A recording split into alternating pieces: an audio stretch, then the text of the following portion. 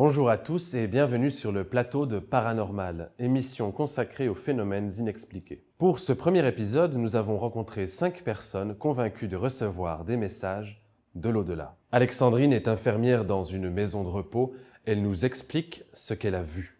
Je m'appelle Alexandrine, je suis infirmière et je travaille de nuit dans une maison de repos. Ça fait à peu près 20 ans que je travaille dans ce milieu. Je travaillais avec ma collègue aide-soignante. Au milieu de la nuit à peu près, nous avons un tour pour regarder si les pensionnaires vont bien, s'ils doivent être changés, le tour habituel, quoi. Et en passant le milieu du couloir, il y a une grande pièce qui sert un peu de salon. Et je regarde cette pièce et je vois quelqu'un assis dans le fauteuil, une dame, probablement d'un certain âge, mais elle ne me disait rien du tout. Donc j'appelle ma collègue qui était un petit peu plus loin dans le couloir et je lui dis « Il y a quelqu'un de nouveau qui est arrivé au home, je ne suis pas au courant, dans la remise, tu as entendu quelque chose que j'ai oublié ?» Elle me dit « Non ». Ma collègue intriguée fait demi-tour elle aussi, elle vient à côté de moi et puis elle regarde. Elle me regarde, elle regarde la pièce. « Où ça ?» Je lui dis « Ben là, juste en face dans le fauteuil. » Elle a ses mains sur ses genoux, on dirait qu'elle attend quelqu'un. Elle me regarde, elle change de couleur, elle me dit « Tu sais, il n'y a personne dans le fauteuil là. » Ça paraît un peu bizarre, mais c'est peut-être une pensionnaire. Donc elle me dit « Moi je t'assure, je ne vois personne dans le fauteuil. » J'ai pas eu peur, elle non plus, mais ça fait tout le tour du bâtiment. J'ai un peu l'habitude de me faire prendre pour une légère cinglée, mais bon, moi je sais que je l'ai vue cette dame-là. Mais je n'ai pas eu d'interaction avec elle. Quand j'ai emménagé dans une maison avec mon ex-compagnon, j'ai eu plusieurs visites, si on peut dire. C'est pas la même chose parce que je ne les voyais pas comme je voyais cette dame-là. C'était plutôt une ombre qui décrivait un corps humain, mais assez foncé, assez sombre. Et ça se déplaçait dans ma chambre. Ça me réveillait. J'en ai même qui m'ont réveillée en me bousculant pendant la nuit. Ça, c'était un contact physique que je n'avais pas eu non plus. C'est assez déroutant. Ces personnes qui rentraient, qui sortaient dans la chambre, c'est un déplacement, comme un déplacement d'air. Mais ce qu'il y a de plus flagrant, c'est l'effet froid. J'ai vu 3 ombres. Et ce qu'il y a d'autant plus bizarre, c'est que ce qui ne m'explique pas du tout, je ne m'explique pas du tout, c'est que même si je ne les vois pas comme je vous vois, je sais dire le sexe de la personne et je sais dire à peu près l'âge qu'elles ont. Mes parents très cartésiens dans l'enseignement, etc. Donc j'ai personne dans mon entourage qui m'avait déjà dit « moi j'ai vu ceci, j'ai vu cela ». Donc, comme on n'en parle pas, on est resté un petit peu renfermé. Il y a beaucoup de choses que je n'ai pas parlé avant un certain âge, d'ailleurs à mes collègues. Sensibles aux ondes et aux vibrations qui nous entourent, certains en ont fait leur spécialité. Paul Kervin, radiesthésiste, entre en contact avec les esprits afin de les aider à passer vers l'au-delà. Voici son témoignage. Je m'appelle Paul Kervin, de formation je suis kinésithérapeute. J'ai aussi appris la radiesthésie qui m'a ouvert énormément de portes. La radiesthésie, eh bien, c'est tout simplement par intermédiaire d'un support amplificateur, qui peut être un pendule, qui peut être une baguette, en fait, rendre plus visible des réactions à une sensibilité qu'on a intérieurement. Mais j'ai bien dû constater que d'une part, les ondes nocives et les ondes bénéfiques existaient, que d'autre part, elles nous influencent, nous, êtres humains, mais aussi les animaux, les végétaux et même, dans certains cas, des matières dites inertes. Dans certains lieux, je me suis rendu compte que, tout à fait indépendamment d'éventuels problèmes d'ondes nocives, il y avait d'autres soucis qui étaient induits non pas par un phénomène physique d'ondes, mais bien par des présences. Et ça fait maintenant à peu près 25 ans que je continue ce travail-là. Le dégagement d'âmes errantes sur des lieux, des objets, des personnes, eh bien, ça constitue la plus grande partie de mon activité professionnelle. C'est-à-dire que quand je vais quelque part, il ne faut rien me dire, j'examine, je dis ce qu'il y a comme problème, ce que ça induit comme difficulté, j'établis un dossier bien précis, je neutralise ce qui est à neutraliser et systématiquement je viens recontrôler par après. Cette approche m'a permis d'une part de bien garder les 2 pieds sur terre, d'avoir bien les yeux en face des trous, mais aussi m'a permis d'apprendre énormément. Bon, il y a des gens qui, réellement, peuvent avoir des contacts avec des défunts. Bon, il y en a qui les inventent, oui, je suis tout à fait d'accord.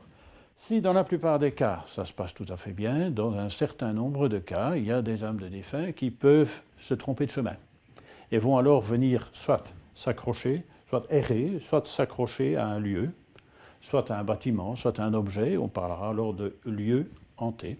Alors, mon rôle, ma tâche à ce niveau-là, c'est justement donner le petit coup de pouce énergétique et spirituel qu'il faut pour que ces présences, pour que ces âmes puissent quitter cette dimension d'espace-temps-matière où elles sont restées plus ou moins accrochées, pour aller totalement vers l'autre dimension. Je ne me prends pas pour un psy, je ne me prends pas pour un médecin, absolument pas. Mais je pense qu'il y a là quelque chose qui peut aider aussi. Je travaille en collaboration avec divers thérapeutes, médecins, ostéos, kinés, infirmières et tout ça, mais toujours ça se fait de façon très discrète et ce serait quand même assez génial de pouvoir avoir, je dirais, des études un petit peu plus complètes à ce niveau-là. Ça mettrait aussi en valeur l'importance, par exemple, de la préparation au décès. Ça m'a amené quelque chose que je sais vraiment très, très positif. Une ouverture à beaucoup plus de tolérance. Et puis après tout, je crois qu'il ne faut pas trop se poser de questions. Hein. De toute façon, qu'est-ce qu'on sait? Oui, ce qu'on voit. Et on voit à travers deux tout petits trous comme ça. Et on veut juger le monde entier à travers deux petits trous d'épingle. C'est un peu facile, quoi. Brigitte et Maria sont persuadées que leurs maris sont toujours auprès d'elles et les guident dans leurs choix quotidiens. Elisa, la fille de Maria, nous explique également son expérience personnelle avec ces phénomènes. Je m'appelle Elisa Antico, j'ai 20 ans. Je fais des études en logopédie en 3e bac. C'est un peu rigolo, mais on a eu un cours où le prof nous disait, voilà, il nous mettait une petite phrase. Et la phrase c'était « Il y a des crocodiles dans l'univers qui mangent des enfants ». Alors il nous demande « Qu'est-ce que vous en pensez ?» Nous on dit « C'est pas vrai, non. » Mais on ne sait pas au final. Parce qu'on n'a jamais été plus loin que l'univers. Donc on ne sait pas ce qui se passe au-delà. Donc c'est pas scientifique parce qu'on n'a pas de preuves. J'ai perdu mon mari le 21 mars 2013.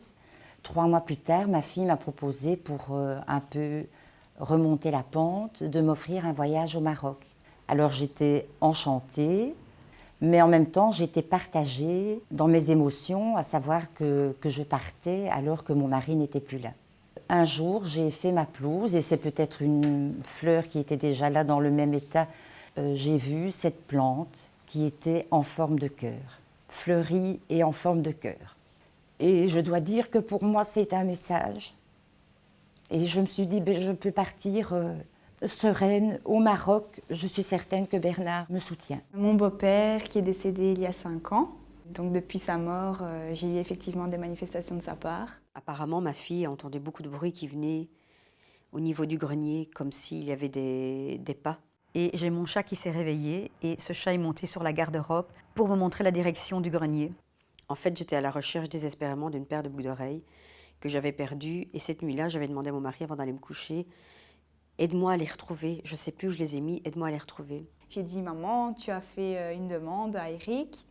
Peut-être qu'il s'est manifesté réellement et que tes boucles d'oreilles sont au grenier. Je suis remontée dans le grenier, j'ai refouillé dans la valise. Effectivement, la paire de boucles d'oreilles était dans le grenier. Ma maman a commencé à réclamer des signes de sa part et le souci c'est que c'est moi qui les recevais et pas elle. Après son enterrement, son absence était devenue tellement lourde que j'ai pris contact avec une médium.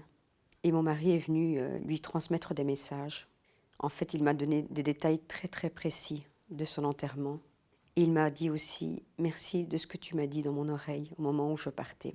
Les schizophrènes entendent des bruits, voient des choses. Le premier jour où j'ai eu ce cours-là, chez les schizophrènes, la première question du prof est quand a-t-on trouvé le gène de la schizophrénie? Donc la base de la maladie. Tout le monde dit des années, etc. Et puis il nous dit on ne sait pas, on n'a jamais su. Je suis certaine qu'il reste une connexion entre mon mari et moi, malgré qu'il n'est plus là. Et je suis certaine également que j'aurai encore d'autres signes. Tous les professionnels, tous les scientifiques le disent. Il y a toujours une part de paranormal. il y avait toujours cette chanson qui passait à un moment bien précis, c'était le slow de notre mariage. Où chaque fois qu'il y a eu un moment bien particulier dans ma vie où c'était difficile, où je me rendais à un endroit où il pouvait m'aider, cette chanson-là passait. Ça peut être considéré comme un pur hasard, mais pour moi, c'est signe qu'il y a une présence. J'ai toujours pris la vie du bon côté des choses, malgré tous les malheurs qui ont pu s'abattre ici. Et au final, le message que j'ai eu de ces personnes, c'est vis à fond, vis ce que tu dois vivre, peu importe les obstacles, surmonte-les et fonce. Ça m'a aidé à faire mon deuil, ça m'a aidé à comprendre pourquoi on est ici, et ça m'aide aujourd'hui à lâcher prise sur certains événements de la vie où je me dis ce ne sont que des futilités. Et je suis plus riche aujourd'hui que je ne l'étais il y a 5 ans, spirituellement. Merci et à bientôt.